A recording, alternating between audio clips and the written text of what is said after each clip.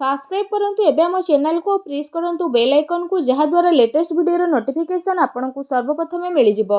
नमस्कार बंधुगण आज आम जानिबा 31 तारिख आपनक पई किपरि साब्यस्त हेबो केउ प्रकार आजिर दिन को आपण माने प्लानिंग करिवे ए दिन आपनक पई विशेष भाबरे किपरि साब्यस्त हेबो ता सहित केउ केउ क्षेत्र रे आपनकु फायदा हेबो केउ सबु जिनिस रे आपनकु सावधानियता अवलंबन करबाकू पड़िबो आपणकर लव लाइफ किपरि रहिबो क्यारियर किपरि रहिबो बिजनेस आउ व्यापार किपरि रहिबो ता सहित स्वास्थ्यर महत्वपूर्ण इनफॉरमेशन मध्य आमे भिडियो रे कहिबु आ भिडियो शेष रे आमे आपण माननकु गोटे उपाय विषय मध्य कहिबु जहा द्वारा आपण आजिर दिन को आहुरी अधिक शुभ और मंगलदायक बनै पारिबे। सेति पई आगो को वीडियो आरंभ करबा पूर्वरु आपणकु रिक्वेस्ट जदि आपण हम ए चैनल ले नुवा आछंती तो चैनल को सब्सक्राइब करंतु सांगरे नोटिफिकेशन बेल को मध्य ऑन करंतु जहा द्वारा समय समय रे सह प्रतिटी वीडियो रो नोटिफिकेशन आपणकु पहुंची जिवो। आसंतु जानिबा आपणक पई किपरि रहइबो 31 तारिख रो दिन।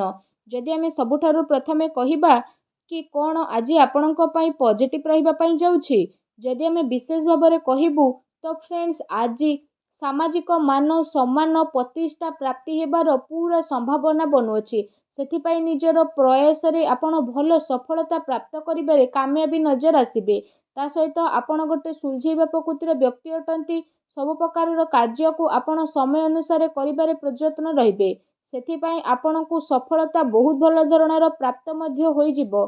एहा सहित आपणकु जदि कहिबा किस्मतर सहयोग मिलिबो काम कार्य रे आपण बहुत शीघ्र आगो को बढ़िबे एक्स्ट्रा इनकम मध्य आज आपणकर बढ़ी पारे अचानक फायदा हेबार अनेक जोग मध्य बनुछि ता सहित आपणकु किस्मतर साथ मध्य मिलिबो पैसार काम कार्य मध्य आपण सकाळु सकाळु मध्य निपटि नेबे निज जीवन एवं ऑफिस दुईटी मामला रे चिंता आपणकर खत्म हेबो नुआ एवं पुराना स्थितिर जोग मध्य आपणक पई बनु अछि ता सहित जदि कहबा आर्थिक लाभर आपणक पई अनेक ही जोग बनुछि कौनसी महत्वपूर्ण कार्यर सार्थकता पई प्रयत्नशील रहिबो कठिन परिश्रम रे रचनात्मक योजना को सार्थक बनेबारे आपण सफल हेबे पुराना अटकी थिबा धन मध्य आपणकु वापस रे मिली पारे परिवार सहित आज आपणकर टाइम को आपण स्पेंड करिवे मानसिक सुख एवं शांति आपणकु प्राप्त हेबो ता सहित आपण आपणकर धन को मध्य विशेष भाबरे खर्च करिवे ईश्वरको आराधना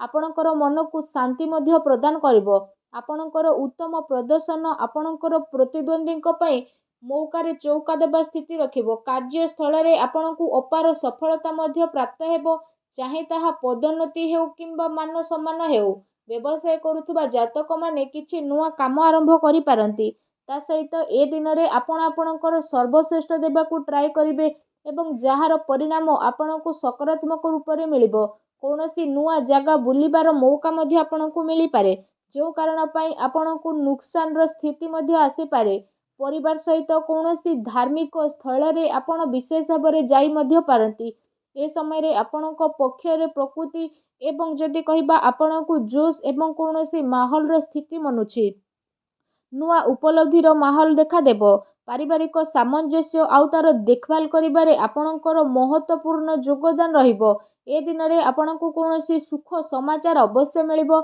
जहा द्वारा आपणक मन बहुत ही प्रसन्न रहिबो।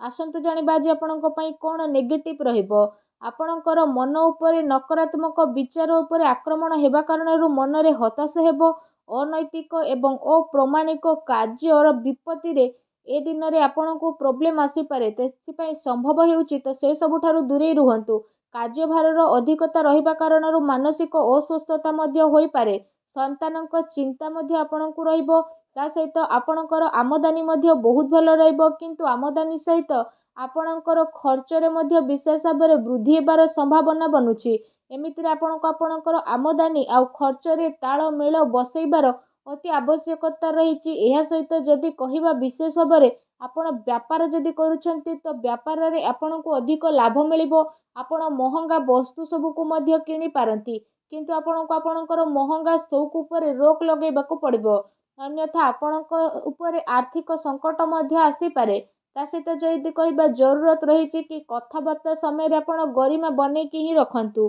कारण क्रोध रे करा जायथिबा कथा आपणकु मतभेद मध्य उत्पन्न करि पारे अन्यଙ୍କ द्वारा रखा जायथिबा उपेक्षा मध्य ଆପଣଙ୍କ ସ୍ୱୟଂ ପାଇଁ ପ୍ରୋବ୍ଲେମ୍ ଫେସ୍ କରିପାରେ। ଏହା ସହିତ ଯଦି କହିବା ଆପଣଙ୍କ ଲଭ୍ ଲାଇଫ୍ ବିଷୟରେ, ତ ବିଶେଷ ଭାବରେ ଆପଣଙ୍କୁ ବହୁତ ଅଧିକ ଧୈର୍ଯ୍ୟର ସହ କାମ ନେବାକୁ ପଡ଼ିବ। ପ୍ରତ୍ୟେକଟି ପାଦ ଆପଣଙ୍କୁ ଭାବି ଚିନ୍ତିକି ଆଗକୁ ବଢ଼େଇବାକୁ ପଡ଼ିବ। ତେବେ ଯାଇ ଆପଣ ଗୋଟେ ସୁଖମୟ ଦାମ୍ପତ୍ୟ ଜୀବନର ଆନନ୍ଦ ଉଠେଇବାରେ ସକ୍ଷମ ନଜର ଆସିବେ। ତା ସହିତ ଜୀବନ ସାଥୀଙ୍କର ଲାଭ ମିଳିବ। ଲଭ୍ ଲାଇଫ୍ ମାମଲାରେ ଆପଣଙ୍କୁ ସଫଳତା ମଧ୍ୟ ବିଶେଷ ଭାବରେ ପ୍ରାପ୍ତ ହେବ। ମାନସିକ ଚିନ୍ତା କାରଣରୁ ମଧ୍ୟ ଖୁସି ରହିବାରେ ଆପଣ ଚେଷ୍ଟା ମଧ୍ୟ କରିବେ। ତା ସହିତ ଯଦି କହିବା ଜୀବନ ସାଥୀଙ୍କ ସମ୍ବନ୍ଧରେ ମଧୁରତା ଆସିବ, ଯାହା ପାଇଁ ଖୁସି ଭରା ମାହୋଲ ଆପଣଙ୍କର ବନିବ। ଲଭ୍ ମ୍ୟାରେଜରେ ଇଚ୍ଛୁକ ବ୍ୟକ୍ତିବିଶେଷଙ୍କ ପାଇଁ ସମୟ ବହୁତ ହି ଭଲ ରହିବ। ଆପଣ ବିବାହ ପାଇଁ ନିର୍ଣ୍ଣୟ ମଧ୍ୟ ନେବେ। ଆସନ୍ତୁ ଜାଣିବା ଆଜି ଆପଣଙ୍କର ବ୍ୟବସାୟ କ୍ୟାରିୟର କିପରି ରହିବ। ଫ୍ରେଣ୍ଡସ୍, ଆଜିର ଦିନ ଆପଣଙ୍କ ପାଇଁ ବହୁତ ହି ଭଲ ଦିନ ରହିବ।